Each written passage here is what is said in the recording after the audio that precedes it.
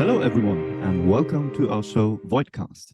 This is the 5th episode. I am your host for today, Lenny, and with me is my co-host and friend, Carlos. Hello everyone. Today we're going to discuss the new book, Human Extinction, A History of the Science and Ethics of Annihilation by Émile P. Torres. But before we get to that, just a very quick reminder as usual, you can listen to us on YouTube as well as on other podcast platforms. If you prefer, you can check out our link tree at linktr.ee/veganvoidcast. And two quick announcements. The interview that we did with Lawrence Anton, where we talk about our podcast and the state of the antinatalist community, was published on the 9th of October on Lawrence's channel, so you can check that out. And John from Antinatalist Advocacy has asked us to do an interview with him as well. So be prepared for that. Stay tuned for that. It's going to be released on the 15th of December. John also asked me to let you know that Antinatalist Advocacy is going to organize a conference on the 2nd and 3rd of December. But just so you know, we're not affiliated with that organization in any way. All right.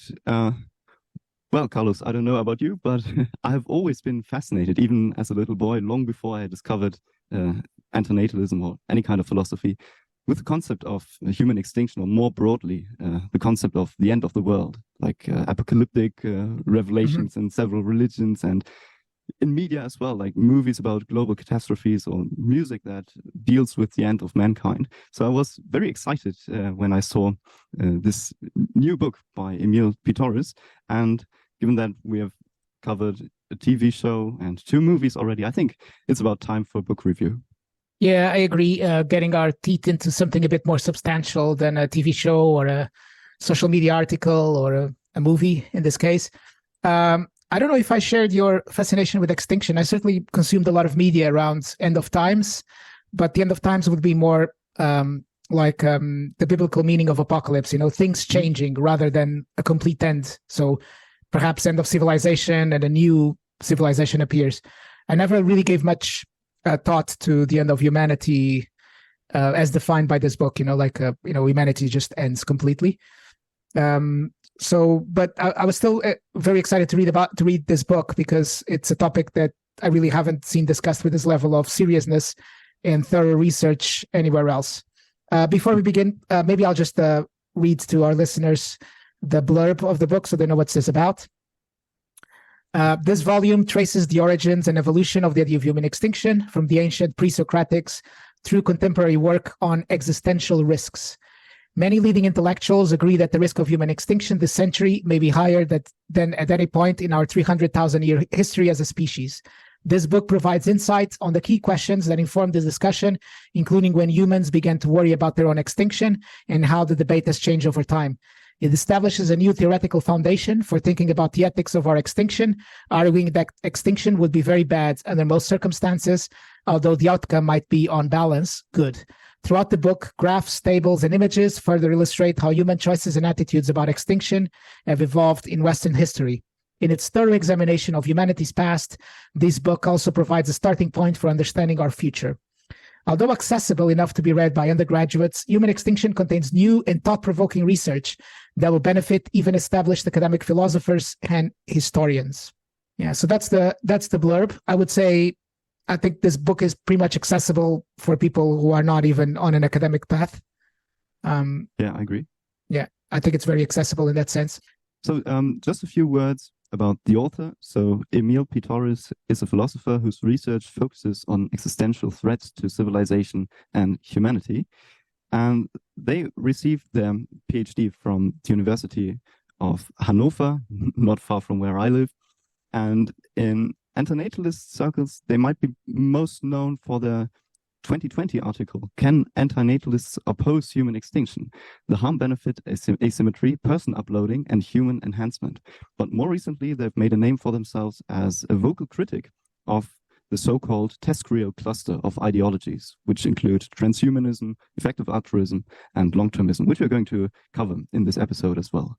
They did a lot of interviews on which you can find on YouTube, also with Exploring Antinatalism and on the channel of Mark Maharaj, ? And from what I can tell, they seem like a really knowledgeable, smart, and friendly person, and they generously shared a digital copy of this new book with us. So thank you very much.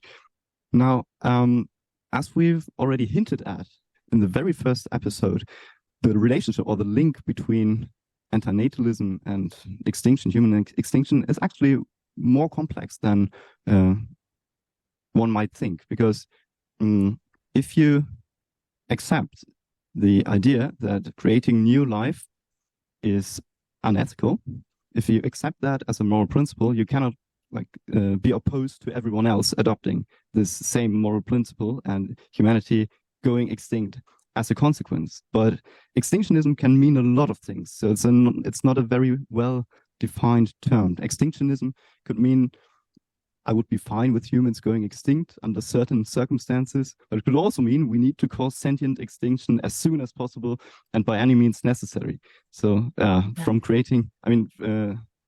saying we need to build spaceships and kill the aliens to just, creating these infographics on Instagram, there's a lot of a lot of room for interpretation. But this book brings a lot of nuance to the discussion and provides some very valuable intellectual context, especially for the earlier incarnations of what we would call antinatalism, because antinatalists are sometimes prone to some kind of cherry picking and taking things out of context. And it's very useful that this book provides us with some more precise terminology to talk about these concepts.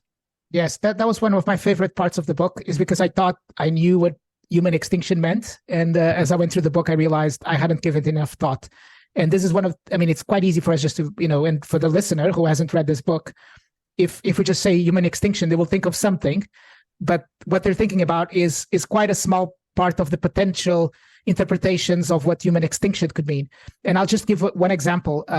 So for example, in the book, there's something called the phyletic extinction, in which case humans evolve into a different species, beyond Homo sapiens sapiens. So of course, if we all evolve, none of us will evolve, but if our species evolves into a different species, and that species and our current species just dies out, of course humans would be extinct. But would most philosophers and thinkers consider humanity to be extinct in that case, or would they consider that just an offshoot of humanity? So these are just some of the questions which the author brings out, which I found super interesting, and they got me thinking for quite a long time, and I'm still thinking, and I'm sure I'll be thinking about those afterwards. What are we talking about when we talk about extinction? That was, to me, the first thing I loved about this book. And what exactly do we mean by human extinction? What exactly is human? If we define human as Earth-originating, sentient, conscious, intelligent life, then maybe we should also include our possible post-human descendants in that definition as well. So it's very the discussion of what we understand as when we say human extinction is actually very complex. Yes. So you mentioned phyletic extinction, which is one possible scenario, but most of the time when we say human extinction, we mean final extinction. That is, humanity having gone extinct permanently and not leaving any other descendants on this planet. Yeah, I think that would be kind of the main part of the ethics and thinking about extinction would be final extinction, yes. Mm-hmm. But as Torres points out, when philosophers discuss human extinction, they are not always very explicit about which type of extinction they mean. We just mentioned two. We're not going into detail for every one of them. Mm-hmm. So this is indeed an important part. Then, of course, what do we mean by extinction? Do we mean going extinct or being extinct? Because this is an incredibly important distinction. You can be in favor of humanity being extinct, but still saying going extinct brings with it a lot of moral issues. Or you can say being extinct would be bad in itself. So a lot of differentiation that is possible here. And of course, we have these distinctions between anthropogenic or natural extinction, voluntary or involuntary extinction, instantaneous or drawn out extinction, and the one that people may remember from Benatar, killing versus dying extinction. Yes, and I'm reminded of a common argument against antinatalism, which is that it would involve a lot of pain. As a kind of the last generation, the generation that decides not to procreate, they would suffer a lot as they get older, and there's literally nobody to work and create food and take care of the old people, etc. Right? I think Benatar argues for something like a phased approach to extinction. And that's another type, so that becomes an entire completely different way of thinking about extinction, in this case voluntary, etc. So if you ever, as a reader, if you ever thought about the different types of extinctions you could have, about the different ways to get there, the ethical ethics of each, then this book, I would say they're very comprehensive in that sense. I think it would make sense to talk about the structure of the book. I mean, we're not going to walk you through a 500-page book on this 1-hour podcast. That's simply impossible, especially given that Émile Torres themselves have already written a tremendously useful summary of the book, which is called Human Extinction, a brief guided tour of the book, which you can find in the description as well. There's also an audio version available on YouTube. So instead, we're just going to share our own personal opinions and takeaways from the book, and maybe add a few things that we consider interesting here or there. But just what we are talking about. The book is essentially divided into two parts. So it's just two histories in one volume, essentially. And the first part deals with the existential moods, right? Exactly. Kind of the history of the Western history of thinking about or understanding and relating to extinction. Yeah, exactly. Especially with regards to its possibility and its probability, that is, can extinction happen? Under which circumstances could extinction happen? How could it happen? When could it happen? Like these concepts and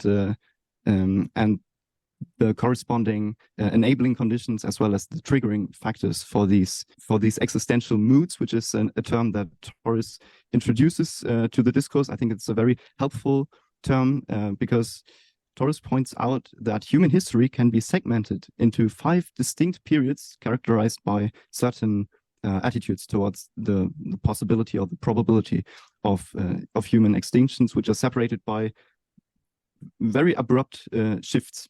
So there are 5 of these in total, but as we will see, antinatalism does not play a large role in the first part of the book.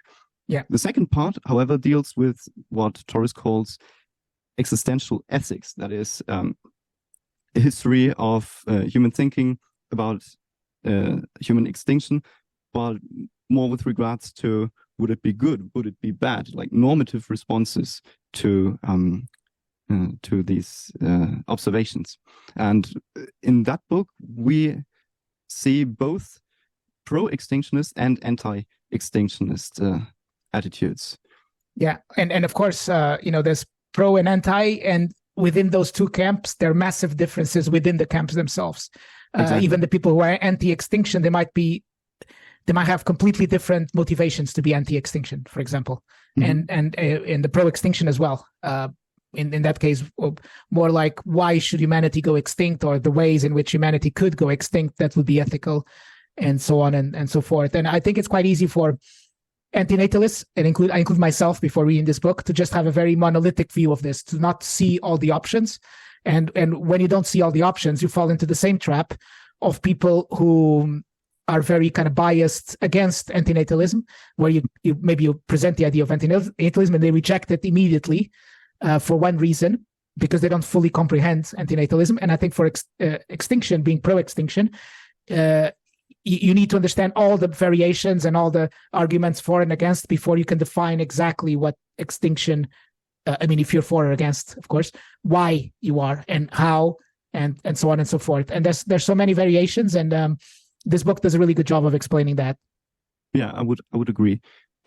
So we have essentially these two histories, these two parts, both like going from the earliest surviving fragments of antiquity to what some tech billionaires are posting today on Twitter. And it may seem a bit counterintuitive that at the end of the first part, we start again with the second part with the pre-Socratics, but just so you know, for this review, I think we're going to do it roughly chronological order, like share our thoughts and whatever we have to say. So what I found, what I think was a really striking discovery, was the fact that for centuries and for most of human history, actually, human extinction was simply not an intelligible concept. It was literally unthinkable. And it was like I would say to you, can you think of something that is both true and false at the same time? It was kind of intellectually blocked for quite a long time, which had to do with religion. So there were a couple of religious factors that prevented people from conceiving of human extinction. And likewise, people didn't really assign a lot of moral value to the idea. However, at a couple of Greek philosophers thought of human extinction, but not the way that we would do, because due to their kind of cyclical models of reality, or models that are based on some kind of infinite repetitions, what they understand as human extinction would have nothing to do with this final extinction, because even if humanity were to disappear temporarily, it could always reappear and will always reappear in another world, for example. However, there's one passage that Torres mentions in the second part, where it says, although the idea of extinction dates back at least to the pre-Socratics of ancient Greece, there is no indication that any sage, poet, or philosopher at the time said or wrote anything about the normative implications of this phenomenon. And I found an interesting document from antiquity. I did a bit of research recently on the so-called Cynic Epistles, so a collection of letters attributed to the Cynic philosophers like Diogenes, and probably from the 1st century before Christ. So we know for a fact that these epistles are are fake, but nonetheless provide an interesting perspective. And I would like to read out what I found, because this might be a very, very early example of existential ethics here. So the author of this letter, who claims to be Diogenes, says, one should not wed nor raise children, since our race is weak, and marriage and children burden human weakness with troubles. Therefore, those who move toward wedlock and the rearing of children on account of the support these promise, later experience a change of heart when they come to know that they are characterized by even greater hardships, but it is impossible to escape right from the start.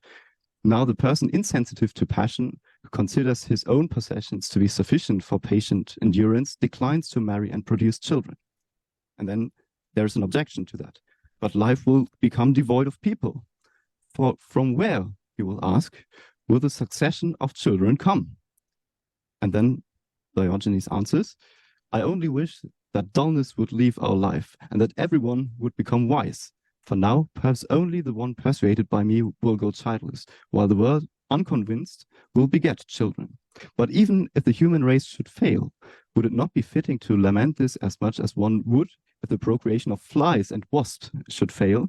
For this is what people say who have not observed the true nature of things. So, interesting idea. So that the human race, or humans' presence on this planet, is not more special than that of insects, and there's no reason to perpetuate the human race for its own sake. And this is also, a couple of these ideas and concepts also appear later on in the book, but I just thought I should share this finding with you. No, I hadn't heard that before. It's very rare to find a quote like that for the time. I mean, for the time, or even for the next 1500 years, I think. Exactly.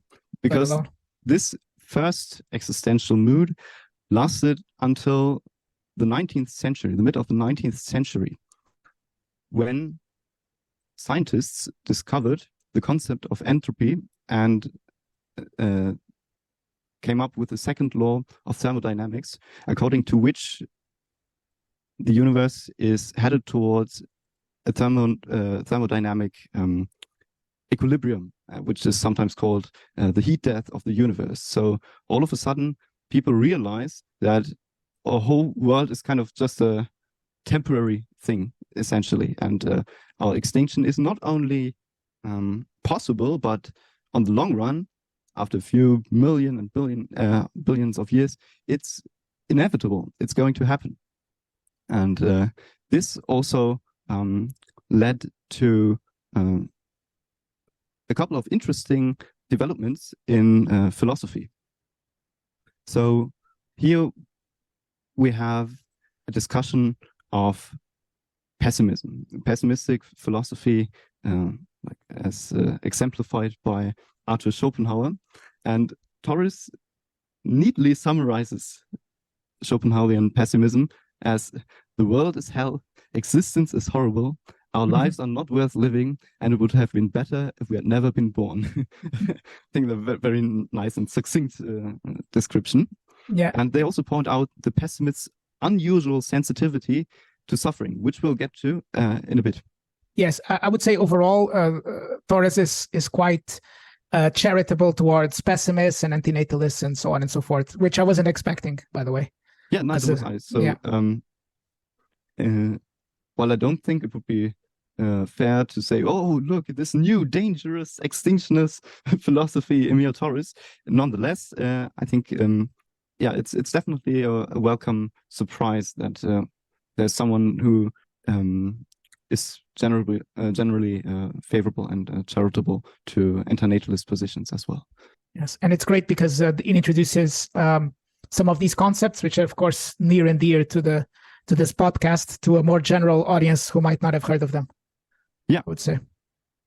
Exactly. And so I was, of course, happy to find a discussion of Schopenhauer. I was even more thrilled to find a discussion of Philipp Mainländer, one of my personal favorite philosophers. But there were a few things that I think were a bit inaccurate about Philipp Mainländer, a few things that they might have got wrong, and I would like to set this straight. So starting with Mainländer's death, because there's this famous myth of Mainländer's suicide by hanging, standing on stacked copies of his just published philosophical work. And Torres writes, for now, it suffices to observe that some of the philosophical pessimists did, in fact, take the extra step of arguing that humanity should actively strive to bring about its own extinction, albeit through voluntary, if unspecified, means. One example comes from the troubled soul of Philipp Mainländer, who published volume 1 of his central work, The Philosophy of Redemption, in 1876, at the age of 34. Upon receiving the first copies of it, he placed them on the floor, stood on them, stepped off, and hanged themselves. And I'm pretty sure that Torres got this from this book by Frederick Beiser, Weltschmerz, Pessimism in German Philosophy. But this is actually a piece of fan fiction by another fascinating German writer and thinker called Ulrich Horstmann. So Ulrich Horstmann wrote an article about Mainländer's philosophy. He also edited the work of Mainländer, and in one of these articles, he includes a bit of fan fiction, even with self-insert. And I think this is the origin of this standing on stacked copies myth. So, but this is just a minor thing. However, there are a few other things that I think were not given enough attention in this chapter. One point, Mainländer aimed to outline a non-elitist path to redemption for the common man by advocating suicide and celibacy. And I think this is not quite true. Mainländer did not actually advocate suicide. He did defend it and says, well, there's nothing fundamentally or morally wrong with it. But nonetheless, he preferred also recommended a different course of action. And this is because his entire philosophy is based on a metaphysical model of the world. Torres at one point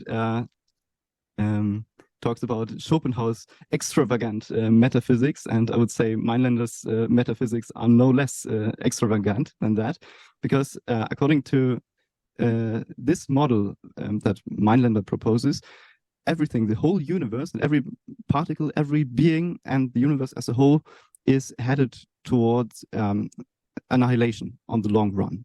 He says we as humans, as moral beings, we should collaborate with this process. We should help the universe find its goal and reach annihilation. And of course, on an individual level, this would be achieved by simply dying however you want to die and not leaving offspring. But on a collective level, that is on a universal level, he says it's much better to work towards a utopian state. And he was very serious about this. He was also heavily engaged with social democratic politics and things like this. So he said the best option would be to essentially create a utopian ideal state. And in this state, people, humanity, as a collective would find a solution. So this was his preferred alternative to this individual suicide. Yeah, that's not covered in the book at all. I think it's quite simplistic, this vision of Mainländer as just a celibacy plus suicide. Yeah, exactly. When you read this, you think, oh, this must have been just a miserable guy. And sometimes Mainländer's philosophy is also described as the most radical system of philosophy or pessimistic philosophy known to mankind. And this is just not true. I mean, if you take a closer look, you'll find a lot of confidence and enthusiasm and warmth in his work. So just something that I should point out. Then we move to Eduard von Hartmann. Just one thing about Mainländer before we go on. So, I mean, you were describing this the society that Mainländer advocated, and even that you could say that would be advocating for extinction, because that almost requires a new man to be a new type of human to exist, to have that kind of society. That's even another vision for extinction, for example. Yeah. Which would lead us to transhumanist visions of paradise engineering, absolutely. which we'll get to in a bit. Yeah. Okay. So Mainländer was certainly one of the most prominent figures in the tradition of philosophical pessimism after Schopenhauer, but there were others as well, such as Eduard von Hartmann, who, I don't know, used to be very popular back in the day, but is almost completely forgotten now. And he is sometimes mistakenly described as an anti-natalist, which is not quite correct. So Hartmann indeed shared Schopenhauer's pessimistic evaluation of reality and says, well, life is essentially characterized by suffering, and it would be better if the world as a whole did not exist. This is a position that German philosopher Karim Akerma calls ontoethical nihilist. But he was strongly opposed, actually, to antinatalism, because according to Eduard von Hartmann, if mankind were to die out, then still the problem of suffering wouldn't be solved, and a new type of human or human-like being would eventually emerge again, and then the whole trouble starts anew. So so what he did was he tried to come up with a synthesis of sorts of Schopenhauer's pessimism and Hegel's idealism. So he believed in the notion of progress and said, well, eventually we will figure out how to take care of this. And sometimes he's described as one of the more optimistic of the pessimists. So here we see very clearly the pessimistic roots of antinatalist philosophy, like the evaluation that it is better not to have come into existence, but the optimistic element that is kind of inherent to this kind of extinctionist thinking. And I will link two interesting video essays in the description down below, where you can also find this optimistic element that is inherent to these extinctionist ideas. So these days we often have these or find discussions of these thought experiments, which we'll discuss later on. And Eduard von Hartmann would definitely, I think he might even be the OG button presser in these experiments. Yes, I mean, he was basically advocating for continuing the species until the button could be produced, until the technology and the human craft comes around that can produce the button, right? Exactly. Yeah. So it's not an antinatalist position, right? Because not at all. You would need human progress to get there. You would need human progress to undo human progress. Yeah, exactly. This is the chapter on philosophical pessimism. Peter Wesse-Zapfe is discussed a bit later on, which is also always nice to see, like these obscure European thinkers receive some attention. Yeah, I would say most of these ideas from the first wave, to me, they still hold water through the other three waves afterwards, and we'll see them kind of come up later in the fourth wave as well, without that many modifications. Yeah, so this is something that I noticed too, that many of these ideas are very old and just like reappear every couple of decades and then become like relevant again. Yes, I would say that you were describing, Lenny, earlier that it was the kind of what ended the first mood of thinking about extinction in Western history was kind of the discovery of that it was actually physically possible for us to go extinct. And I think that just opens a huge range of possibilities of thinking about extinction in ethical terms. And of course, there have been more discoveries, discoveries about how the dinosaurs went extinct, and discovery about our position in the cosmos, and nanotechnologies and genetics, and how our kind of gene code could go corrupt and end humanity through that, or all sorts of technologies. But I think ultimately the big turning point was just having the possibility of thinking about it. And once that was kind of unleashed on the human mind, the ideas, I mean, sure, there have been more optimistic and pessimistic periods, but the ideas kind of just they're not completely new. They're just echoes of previous ideas, I would say. Yeah. To summarize. But I think this is true for a lot of philosophy, actually.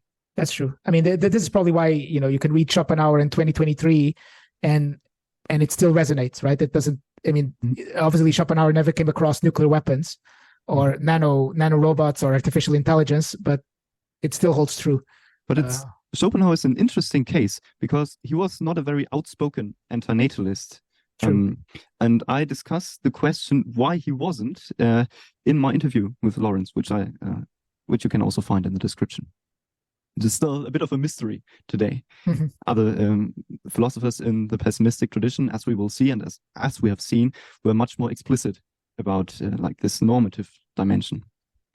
So yes, this was so these are the pessimists. Of course, there are also more optimistic responses to this, and we see the development of utilitarianism. A lot of thinkers who engaged with human extinction or existential ethics come from the utilitarian tradition. So I think this is was very helpful to kind of see the whole development of utilitarian thinking, especially what seems very bizarre to me, this like totalist view, like we have to fill the universe with happiness, and this is one that was like repopularized just a few years ago, which we'll see later on. Yes, it's I mean, thinking often develops as a tool to handle a problem, isn't it? And I think once the possibility of extinction, and as we go into the second wave, there was it's worth mentioning there was and that's at least like Émile Torres handles this. They say that there was a nuclear weapons test called Casa Bravo in 1954, and that kind of showed the potential of thermonuclear weapons as opposed to just atomic weapons. And the particles were detected in the particles from the test were detected on the other side of the world, and this kind of just opened up a range of horrors. That humanity could go extinct almost immediately or within a short amount of time. And a lot of utilitarian thinking seems to come from kind of a reaction to this horror as well, and the potential of this horror, and trying to create arguments against the unleashing of this horror. Yeah, exactly. Although their reasoning, I think in many cases, is not very convincing. Yeah, it's very bizarre to me, at least. I mean, I'm sure Yeah, it made sense to them and the thinkers. And but as I went through this book and reading their arguments, none of them seemed terribly convincing. But of course, I'm very biased because I'm coming in as a pessimist, right? However, there were also strands of utilitarianism developing in the late 60s and early 70s that I found more persuasive, which took a more like person affecting view of ethics. So saying we should aim to maximize happiness and minimize suffering for already existing people. So this created showed interesting asymmetries in procreative ethics. So many of us think that the axiological asymmetry that Benatar defended much later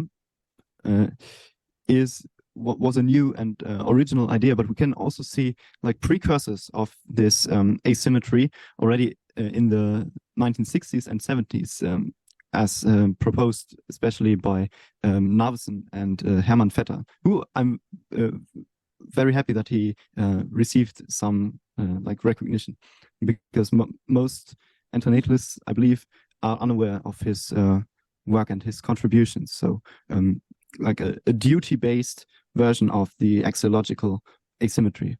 Even did this like decision matrix. So fascinating stuff. And around the same time, the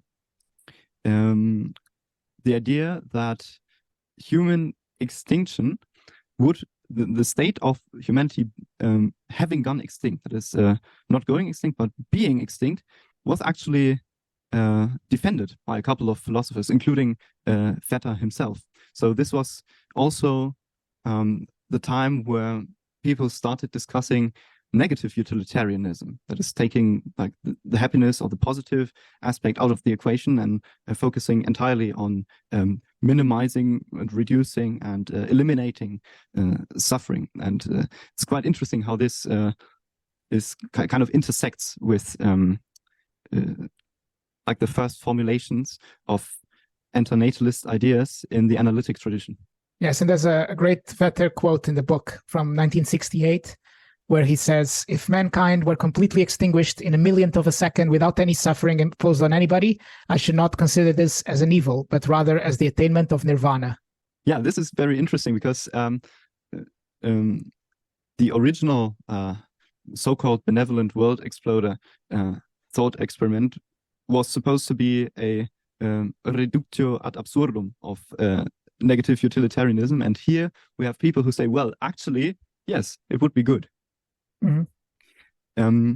But it's important to notice, and my friend Andreas even wrote an article about this, why antinatalists should stop talking about these red buttons or other type of button thought experiments, because now here we're talking about this in the context of human extinction, which makes more sense. But it's important to note that antinatalism is just one strategy, one means to achieve extinction. There are other means, other possibilities which have nothing to do with antinatalism and should and must be evaluated separately. So you can't just use your antinatalist arguments for these other extinction scenarios. Yes, so and even for example, Benatar himself would be against what Vetter is advocating here.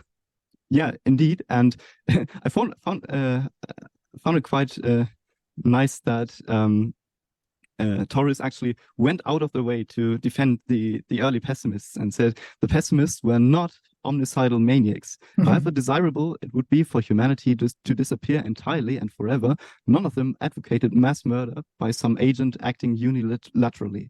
The outcome of this might be better, but the means would be abhorrent. And I had to chuckle a bit when I read this, but we'll get to that in a bit. Yes, it's quite. I found it super interesting because ultimately, the red button presupposes terminating the lives of existing beings, whereas antinatalism is concerned about non-existent beings. Yeah, antinatalism is and has only ever been concerned with coming into existence and bringing into existence, not with like ending existence, taking out of existence. Yeah, yeah. I mean, the other part, the in, not the out. Yeah. Around that time, if I'm not mistaken, we also saw the birth of environmentalism, especially deep ecology. So a couple of people realized that our existence, or the existence of humans on this planet, is actually detrimental to the rest of the living world. And as we've seen, humans are not ontologically special, and reserve and other sentient beings deserve the same moral status. So people advocated for human extinction on ecological grounds. So there we had, for example, Vehement, the voluntary human extinction movement, and their slogan, "May we live long and die out." Then we have the Church of Euthanasia and their slogan, "Save the planet, kill yourself." So quite a bit of a different direction. Yeah.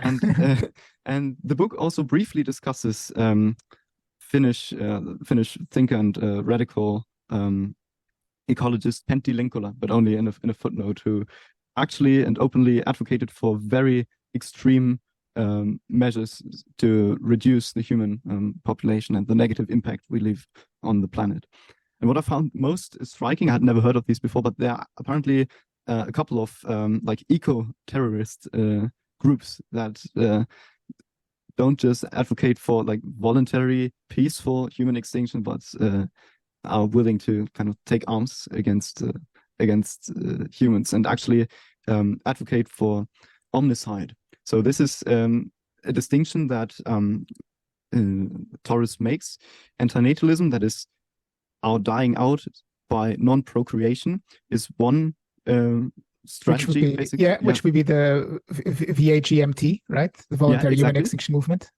Exactly. But there are also like what they call promortalist, that is kind of advocating for collective suicide, which is not how the term promortalism is usually defined, I should point out, but in the context of simply speaking of like strategies to bring about extinction, if you are in favor of human extinction, then this is also a possibility. And the third one is literally omnicide. So this is probably the most extreme form of pro-extinctionism that you can take. Yes, there's mention of a Geo-Liberation Front, which, to be honest, I never heard of before. And they proposed omnicide through engineered viruses, which seems, well, extremely unlikely, I would say. Yeah. Well, I'm not quite sure what to think of these like splinter groups. For example, the Church of Euthanasia, which seems very radical on the surface, but if you take a deeper dive and a closer look, you find that they also have a background as an art project, for example, and this is just one way to raise awareness for such an important topic, for example. Yes, but I'm not quite sure what to make of groups that kind of take this at face value. Yeah, I remember Church of Euthanasia from the beginning of the internet, or the beginning of the internet for me, at least, because they had like a viral music video about 9/11. Yeah, I think I watched that too in my early teens. I like to watch, I think it's called. Yes. Yeah. Okay. So we had the same formative experience of early internet and coming across the four pillars of the Church of Euthanasia. I mean, to me, it always seemed like I wouldn't say a joke, but, kind of an art project, like, not a serious activism by any chance. Kind of a bit over the top. But the banging tune, though. Yeah. It was a good tune. Well, Chris Corder is also a musician, so a lot of tunes to be found there. Yeah. So, so much for that. But one of the focuses of this book, especially, is the rise of longtermism and of transhumanism. So, this is also discussed in detail, and this makes also for a very engaging read, because Torres seems to have been very deep into this TESCREAL scene, and so it's very familiar with its developments and I would say the tone goes a bit more personal in this part of the book once we get to the third wave. Yeah, I like jokingly said maybe they should just title chapter 10 as Bostrom Rise of Evil when I read it. So Nick Bostrom, one of the most probably influential philosophers of our current age, is primarily concerned with X risks, that is prevention of extinction risks. And extinction risk, after some tweaking, is defined in the book as an existential risk is any event that would prevent Earth-originating intelligent life from attaining a stable state of technological maturity. And here the focus shifts significantly, because when we think about why could human extinction be bad, we normally think of the people who are alive right now and who would be significantly harmed by whatever causes this extinction. But the main focus of these long-termists in the tradition of Nick Bostrom seems to be like not the risk that extinction would pose to us, but to our potentially glorious techno-utopian future. And yes. According to long-termist ideology, these future beings, whether they're human or post-human or how physical or virtual beings, they deserve just as much moral consideration as living beings, present beings, and it should be our primary concern or primary duty to guarantee their flourishing and their happiness. Yeah, and this creates an expression which I really loved, and which helps me think a lot about the subject, which is called the dictatorship of future generations. Exactly. Which is an interesting concept. What it means is, since the joy of life and the happiness of future generations may last until the heat death of the universe or whatever, this is so long in the future that our existence now means nothing in quantitative terms compared to all the future generations that we'll have. So it's our duty to make sure that those generations come about, because their numbers far outweigh our numbers. Yeah, and it's not just about numbers, but they will have access to experiences that we can't even dream about. Yeah, so their happiness is morally much more significant than our well-being. Yeah. What we define as well-being, to put it that way. And Bostrom also wrote a letter that is quoted in the book, like utopians imploring us, oh, please help us come into existence. And this, I think, shows, a very dangerous line of thinking, because normally when we think of, normally we draw a distinction between simply not giving birth to someone and killing someone, like someone dying. And here, this is we see some kind of equivocation, that is failure to produce such beings or helping to achieve techno-utopian societies is counted as a loss just as much as someone who's actually already been brought into existence dying. So this kind of seems like you're almost being coerced into bringing these fabulous beings into existence, even though no one would actually be harmed if you don't do it.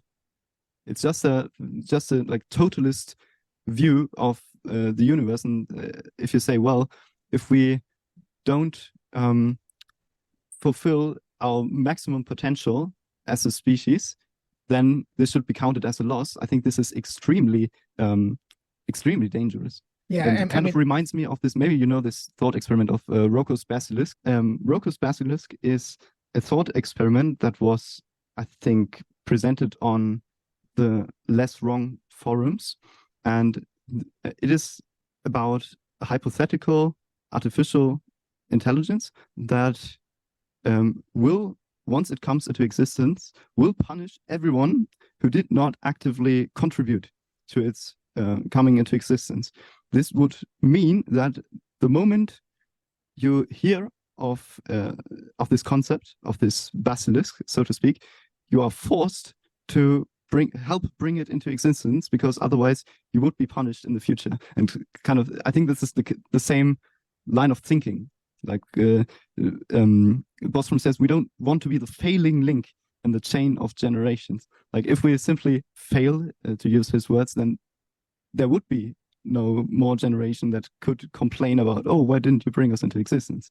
Yeah, it's incredibly dangerous, because you can justify anything with it, and I think a lot has been justified with it already. For example, the accumulation of wealth by certain members of society, also certain members of the effective altruism community. Yeah, because you could literally say that, me as a person who's interested in bringing about this techno-utopia for future generations, I can accumulate all this wealth and invest in building technology and ignore, for example, all the poverty in the world and disease, if I don't think those things are relevant towards the coming of this beautiful future.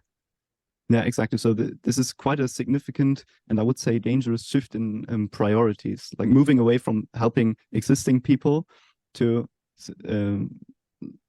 like bring about glorious future scenarios. Yeah, even if we think that these people are being completely honest in what they're doing, like completely earnest, they really believe this, they really want to do this, it's still very dangerous, because anything can be justified. The misery of billion existing humans can be justified because of the supreme happiness of the trillions that haven't been born yet.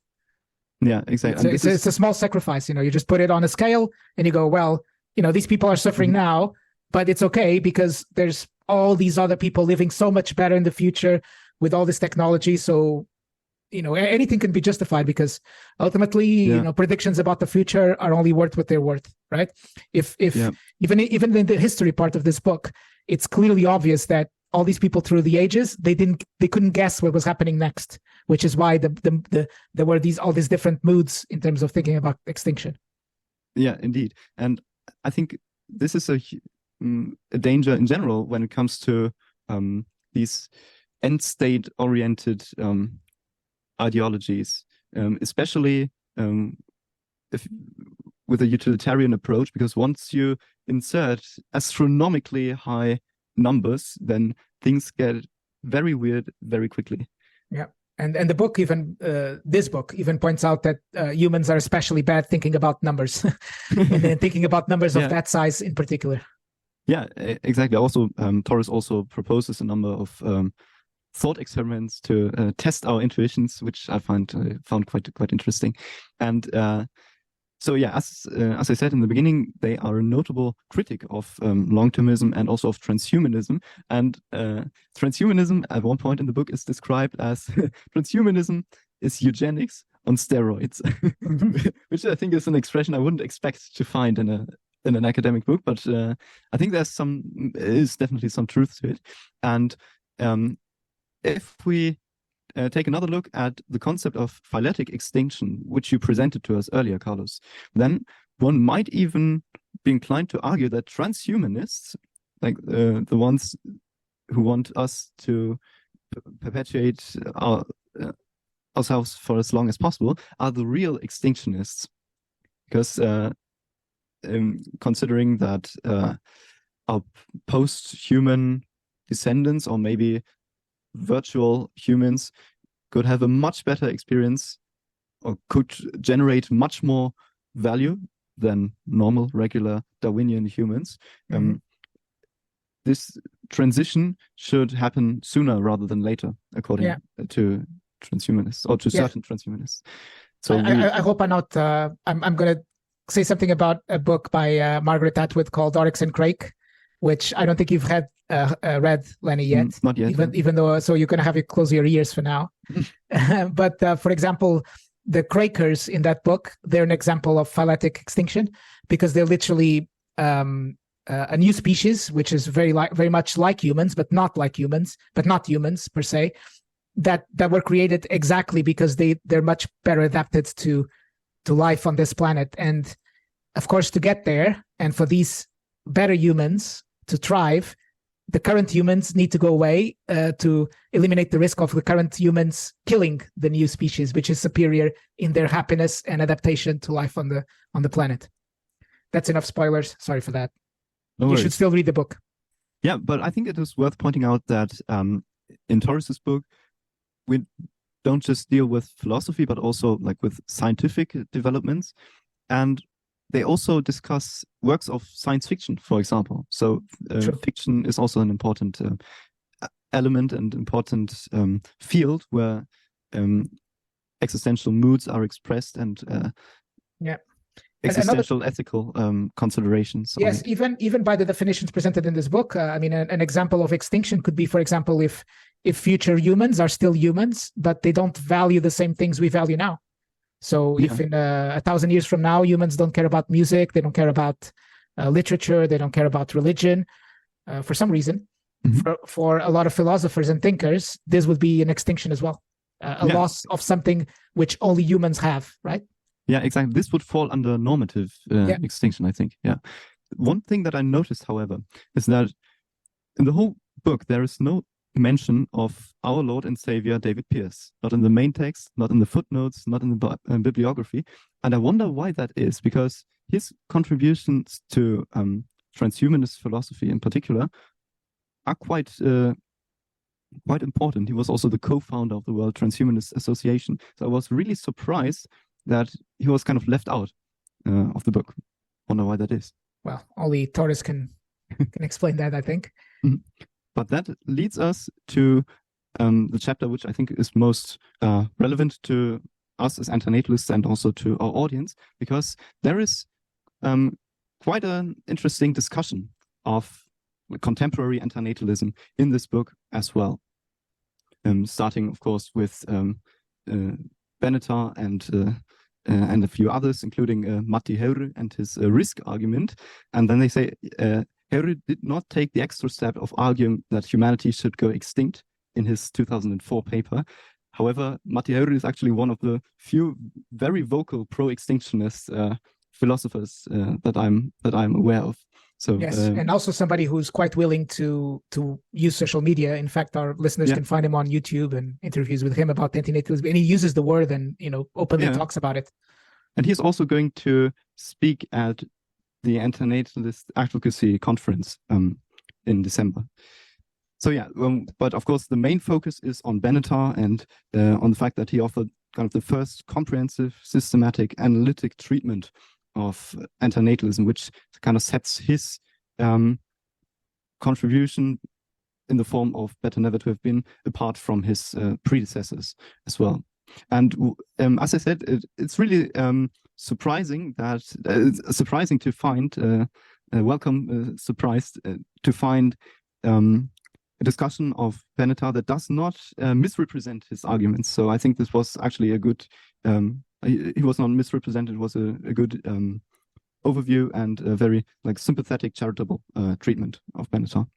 At least as far as his philosophy is concerned, but we'll get to that in a bit.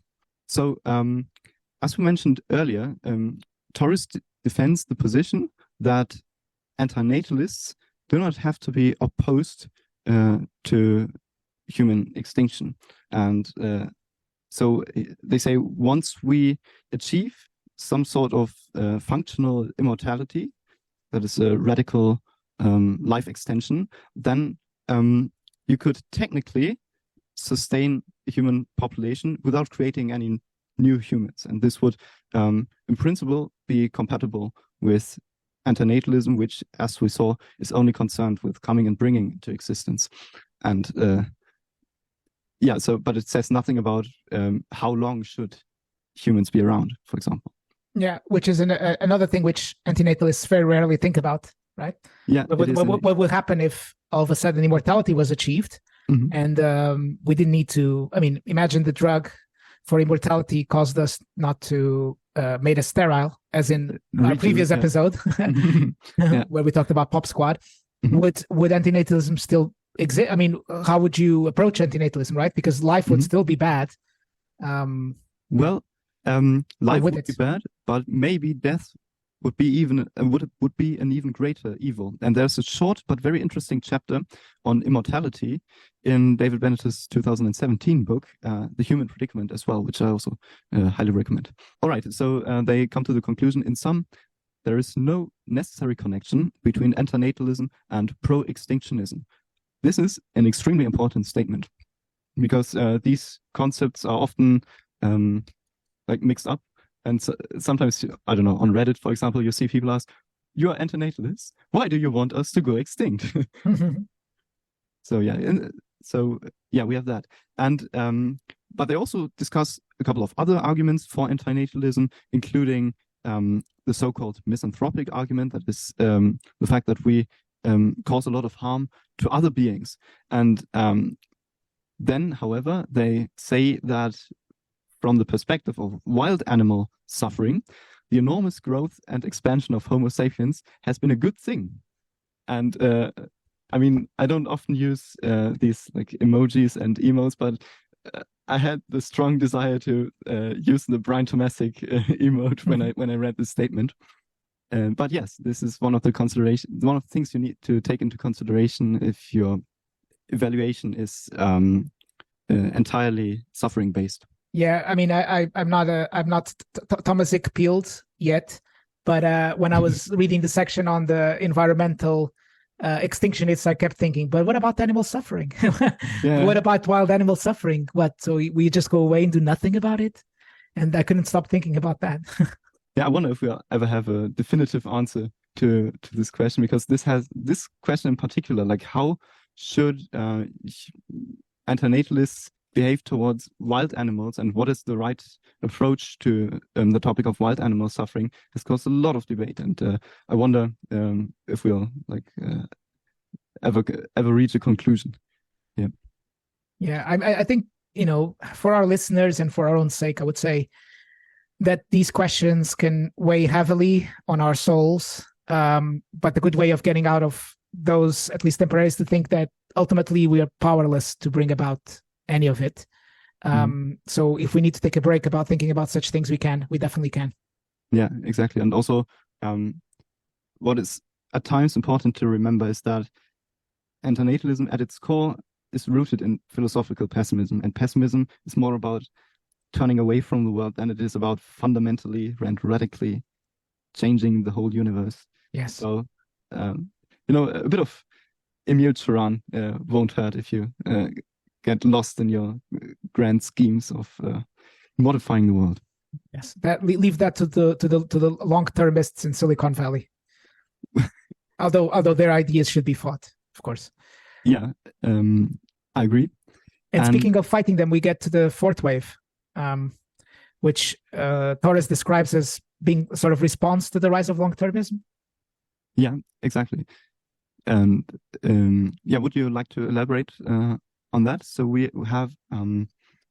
seen these utilitarian approaches, and now in the most recent wave we see a return of like non-consequentialist ethics addressing the topic of human extinction. And one of the people quoted, Finner and Burns, comes to the conclusion that human extinction could only be wrong insofar as it negatively impacts already existing people's interests, either through the pain and premature death or the fact that people know that it is going to occur, thus causing psychological distress, which I think is a very sane and reasonable take on the situation. Yes, and I believe this is something that the author agrees with, if I'm not mistaken. Yeah, absolutely. So I think it would make sense to examine Torres's own position in this whole spectrum of ideas and positions. So I think I've seen an article describing them as, this new pro-extinctionist philosopher or whatever. But I think, considering that they spent most of the book presenting other people's and analyzing other people's ideas, and just a few pages like sharing their own views and own opinions, I think it would make sense to present these views to our audience. So Torres is pro-extinctionist in the sense that they think in total being extinct might very well be better than being extant. So they're not opposed to voluntary anthropogenic human dying extinction as proposed by Vehement from an ecological perspective and Beneta from a like antinatalist philosophical antinatalist perspective, but they think this is completely unlikely, this is completely unrealistic, and most other extinction scenarios would be catastrophically bad. So we should focus our efforts to prevent those scenarios. Yeah, in fact, they say, given that we do exist right now and there are no acceptable exits from the prison cell that confines us, the only reasonable response is to make the best of the situation, which means preventing catastrophes, including those that could cause our extinction. The worst possible catastrophe, as it would involve the greatest number of casualties, while ameliorating the human condition in every way possible, which is very hard to disagree with, to be honest. Yeah. However, they also say they also like express regret at the thought that humanity might go extinct before having solved a number of problems, or for example, they say, I myself am inclined to say that it would be a great shame if humanity were to perish before we could construct not merely a theory of everything that integrates quantum field theory with Einstein's theory of general relativity, and like solving like fundamental questions of science and philosophy. I think they say this would be a great pity, a great shame, but they are wise enough to recognize that this is not, strictly speaking, not a moral concern. Yeah, and I would say it's not even a general concern of the general part of the population. Yeah, I think it is an alternate, right? Definitely, maybe an intuition or a preference that I think I can understand. Of course, this notion of unfinished business, some have tried to turn it into an actual argument against human extinction, but yeah, I think other considerations would outweigh this idea. Yes, I absolutely agree with him in the sense that like people I've met in the past, it's quite interesting to see what happened to them, kind of all these narratives that develop in our lives and in our interests. And we, maybe we like a football club or whatever, and this football club we like has never been champions, and we want to see them become champions. So that story kind of resolves in a way. And of course, stories is kind of this consideration, but the whole of humanity, will our humanity be able to settle in a different world? Will we be able to solve this philosophical problem? These things are extremely personal. They're not universal concerns at all, in my opinion, which is also their opinion, I think. I think, yeah, well, if you spend your life like in academia and thinking about these concepts, I can understand that you harbor a certain desire to have, to come to a conclusion in these fields. Yeah. But in general, I would say that this concept of premature extinction is one that I don't think makes a lot of sense. Maybe you remember the meme that I created, like, no, we can't stop procreating yet. We haven't solved this or that problem yet. Yeah. And so I think as antinatalists, we should, we can, of course, take this into consideration, but I think it's important to get our priorities straight. And I would like to quote the final sentence of Torres's of the main text of Torres's book, which is, "This is a long book that has offered only the briefest glimpse of its topics. The story is not over yet, and its ending is ultimately up to us. May we have the wisdom to do whatever we should." Yes. I think this is very well said. Yeah, and there's something which stuck with me in the book, is that in the 5 existential moods, the first one literally was millennia, and then the other one lasted for a century, then 3 decades, then 1 decade, and then the one which we're in now, it might just last a few years, as more kind of kill mechanisms and triggering mechanisms for extinction are discovered or created, whether they're kind of natural or anthropogenic. The thought about a human extinction is going to be very topical for the rest of our lifetimes. Mm-hmm. And so this book, when Torres says it's the beginning, I do think it's the beginning. I think this is a very pressing concern, or not concern, or just something that it's kind of supremely topical. And I find that with younger generations like you, Lenny, this is occupies a much bigger part of younger generations thinking than it did for mine, for example, at the same age. And I think for people being born now, it will become an even bigger part of their consideration and the kind of the way that it haunts their thinking and their existence. So yeah, and we also see at in the final chapter of part 1, we find an impressive list of expert statements on the probability of human extinction in the near future, and this is quite shocking to see, honestly. So this is Torres's book on human extinction, and a lot of different thinkers and writers are covered there. And Torres take some pride in offering the first extended analysis of the views of Günther Anders, the German philosopher Günther Anders, on the matter, which have been almost entirely ignored by Anglophone philosophers until quite recently, which is always great. Like I always enjoy seeing obscure and often underappreciated German thinkers discussed in literature. However, I want to make 2 additions because I believe that 2 important thinkers in the history of existential ethics were not covered in this book, so I would like to add them on my own. And the first one that you may or may not have heard about is a writer from the late 19th and very early 20th century who wrote under the pseudonym Koenig. So in the 19th and early 20th century, we are in the second existential mood, that is, humans realize that human extinction is indeed possible. And this guy, Koenig, was also very heavily influenced by Darwinism, that is, the theories put forward by Charles Darwin, namely that humans gradually evolved from other species, so there's no fundamental difference between humans and other animals that people previously had thought prevented human extinction, like magically prevented it. And the realization that evolution doesn't have a goal, so humanity is not actually the pinnacle of creation, and instead we are subjected to the same changes as any other species. So Koenig was an outspoken atheist, one of the many reasons perhaps why they decided to write under a pseudonym. And why are they significant? What is their significance? Why are they significant?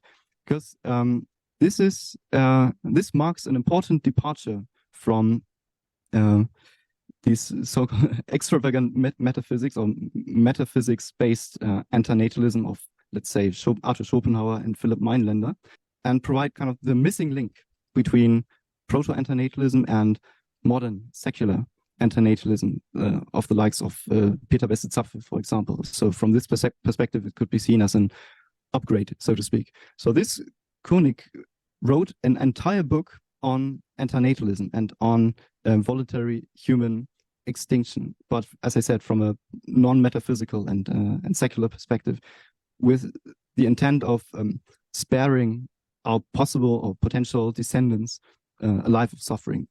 So very heavily influenced by Schopenhauer, just without the metaphysics. And this led Karim Akerma, German philosopher, to call Koenig the first modern antinatalist.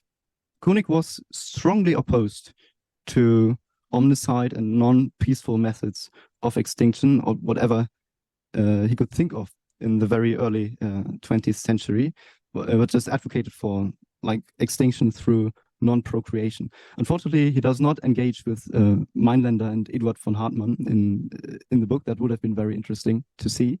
And one more interesting thing, Torres's book mentions that Les Unite of Vehement refers to himself not as the founder, but rather as the finder of Vehement. And in a recent interview, Les Unite called Koenig the actual founder of Vehement. So this is quite interesting. I myself started translating Koenig into English. You can find all of this in the description. So this is Koenig. It's very hard to say. So he was like completely forgotten for several decades until Karim Akerma and I myself rediscovered his treatise. But nonetheless, I think he takes an important place in the history of existential ethics. And the second one is Ulrich Horstmann, who I mentioned earlier. Ulrich Horstmann, one of the most fascinating and most radical pessimistic thinkers that I've ever come across. He wrote a book called Das Untier in 1983, which was quite popular back in the day and caused also a good deal of outrage. So we've already seen Ulrich Horstmann as a scholar and an editor of the works of Philipp Mainländer. And this work, Das Untier, was written in the mid-80s against the backdrop of the Cold War and the threat of nuclear annihilation. So we are in the third existential mood.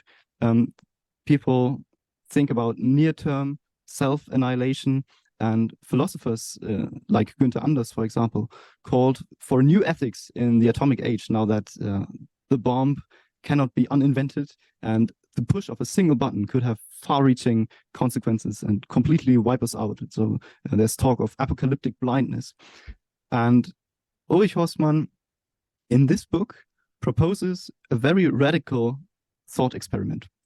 Namely, what kind of philosophy would be required or appropriate for a species that has caused its own extinction through such a thermonuclear strike?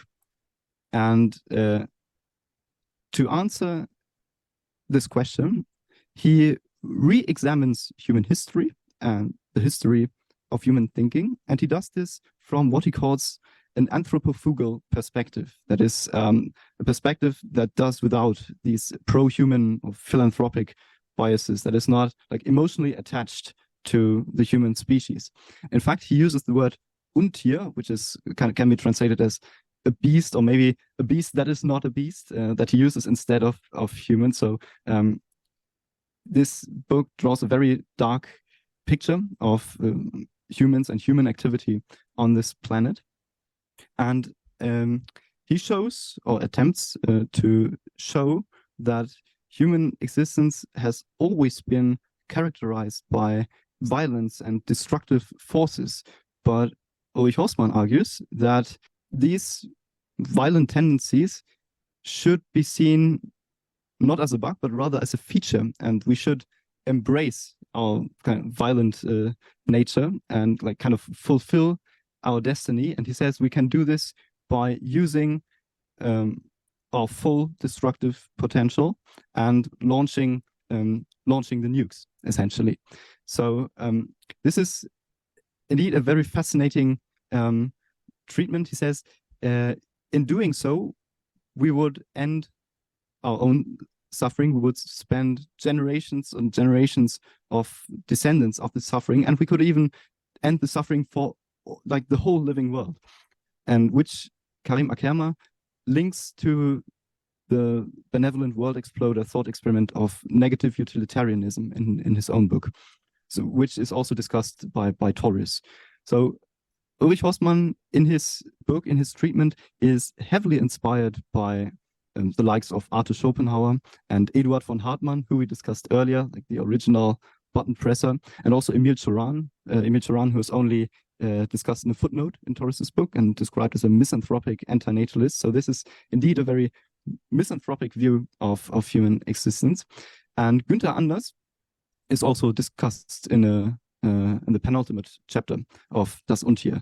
And Ulrich Horstmann essentially argues that we should use the observations of people like Günther Anders and people who dealt with existential ethics in the atomic age, but simply reaches a radically different conclusion. So this is indeed a very fascinating read, as I said, but it is important that it is first and foremost a piece of literature. So the form that Horstmann chooses to present his thought experiment is that of a satire.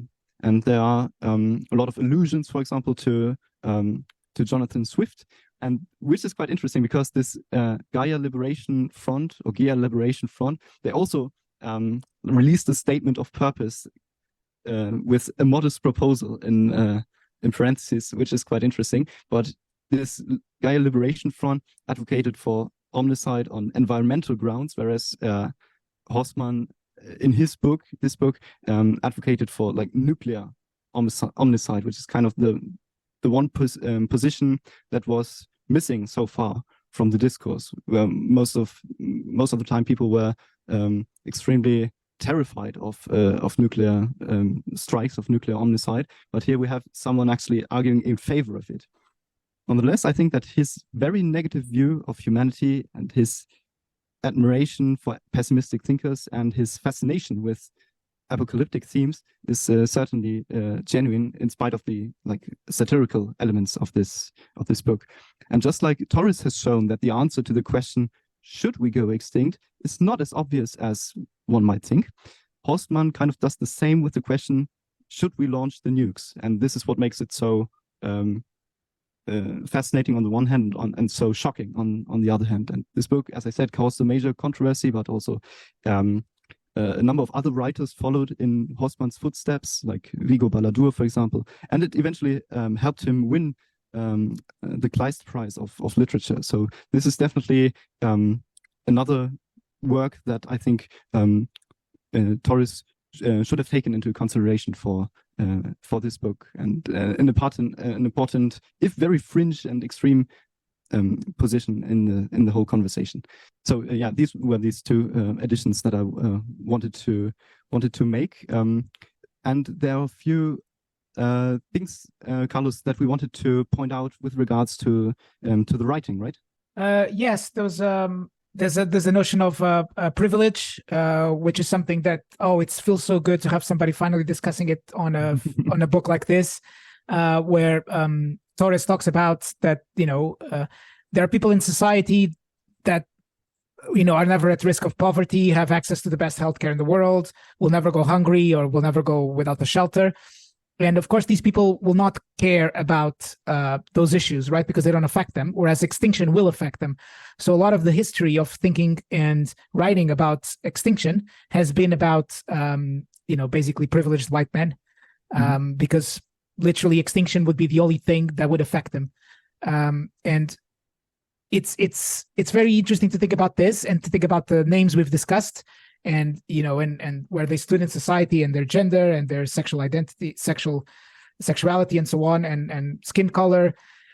And it's hard to ignore this fact, and in the fact that if we have a discourse dominated by these privileged people, that discourse will tend to go in one direction. So it's important to keep that in mind. It's very, very rare for a book on this topic to not extinctionism, but kind of that includes pessimism and kind of philosophy to even approach this subject.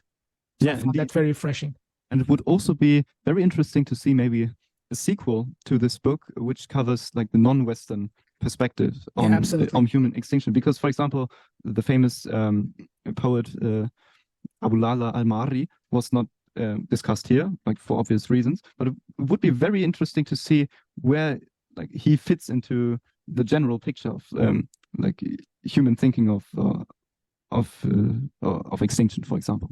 So that I mean, I really appreciate Torres doing that on this book. And hopefully that can become something that's discussed when we speak about antinatalism or veganism, if that's something that we can take into consideration. Where do our ideas come from, and what texts our ideas come from, and who wrote them, and what their conditions were. Because obviously, if you're starving now, or if you're a refugee now, you're not too concerned about our future among the stars, are you? No, probably not. Yeah. So anyway, as we saw, a lot of research went into this book, an impressive amount of research, and Torres also sometimes like personally communicated with a number of thinkers for the sake of clarification, which I really appreciate. However, there are a few things that I think can be criticized in this book as well. But I mean, we are here to give like good faith, constructive criticism. And one, it's a relatively minor thing, but I'm a philologist, so I can't unsee it. I noticed they are a bit, sometimes a bit sloppy with their citations. So often no page numbers are given, and oftentimes it's they make use of like secondhand quotations, like using quotes that appear in another book, quoting a third book, for example, which I'm not sure if it is like commonly accepted good academic practice. And at least as far as ancient authors are concerned, we are, at least in my department, we are expected to engage with the primary text, for example. And this is just something that I noticed and found a bit like unusual. And there's also one point that I think we should discuss, and it's like this tendency that they're very quick to point out certain authors' problematic views. For example, problematic views unrelated to the topic of extinction, I would say. Exactly. For example, whether an astrophysicist holds like racist views, or someone has ties to the men's rights movement, for example, they're very quick to point this out in the footnotes, and I'm not quite sure if this is if I were allowed to do this. Yeah, I mean, it's I'm all for including these things if then the connection is made to the ideas, but at some points it just seems like a throwaway just to protect the author protecting themselves by including this. Look, I'm going to discuss this author, which I realize is very problematic for completely different reasons. And I'm aware of them. They're just saying, the author is just saying, I'm aware of these things, but I'm going to discuss this author anyway because this thinker, because that this person is important. But as far as I'm concerned, you wouldn't even have to mention if it's not relevant to the ideas. Like you don't have to justify engaging with these ideas if they are relevant to your topic, regardless of who said them. And I noticed that in their summary, they even wrote, "I regret giving Benneter so much airtime and so much space in the book, given his history of deeply problematic views." And I'm not a Benneter fanboy myself, and I think if it hadn't been for his outstanding contributions to contemporary anti-natalist philosophy and his work on life and death and meaning, I think we'd probably consider him some kind of philosopher with a couple of weird takes on topics like gender and sexual ethics and male infant circumcision. But I don't think that this is a reason like to apologize for discussing. I'm very glad they discussed Benneter's ideas here in detail. Yeah, and a few others mentioned as well. Yeah, exactly. Yeah. I mean, this is just constructive feedback and minor quibbles on what is overall an excellent book, and I think it opens the door for the discussion. I think this will be a book referenced in the future for quite a lot of work that will come afterwards. Definitely, because it also highlights these dangers of certain types of thinking, which I think will stick with us for quite some time. Yep. Especially as the owner of one of the world's most important social media platforms is one of the major proponents of longtermism. Yeah. Yes, and honestly, with this whole talk of maximizing utility and maximizing expected value or whatever, this kind of like triggered my anti-capitalist sensitivities. I don't know, like especially if these Silicon Valley billionaires go crazy about it, and like effective altruism, encouraging people to like take up jobs at Wall Street or in petrochemical companies and so on. And I found it really nice that they included this. Like the sentence, "It is easier to imagine an end to civilization than an end to capitalism" in the book, because I think that is spot on, this observation. Yes, but Lenny, have you considered that all this money is going towards us living in Star Trek? Trillions of humans living in Star Trek and having holodecks. I'm joking, but I'm not joking. I mean, that's literally what's in the long-termism philosophy, if you read between the lines, because we can only imagine this utopia, right? So justifying present evil and present suffering with the prospects of future paradise, it may work in utilitarian terms, but I don't think this is the right approach to take to the issues of the world. Yes. So this, anything else you want to talk about this book? Obviously it's 550 pages, so we could not cover everything. These were just our personal thoughts and takeaways and additions that we had to say, and we hope that you found it useful. We highly encourage you to read the book, or at least the summary yourselves if you haven't done that already. And feel free to leave some feedback, to leave your comments. They're always appreciated. Yes, or write to us on our email, which is in our link tree. And we do get back to everybody, and we do take feedback as well. All right. Take care, everyone. Thank you very much.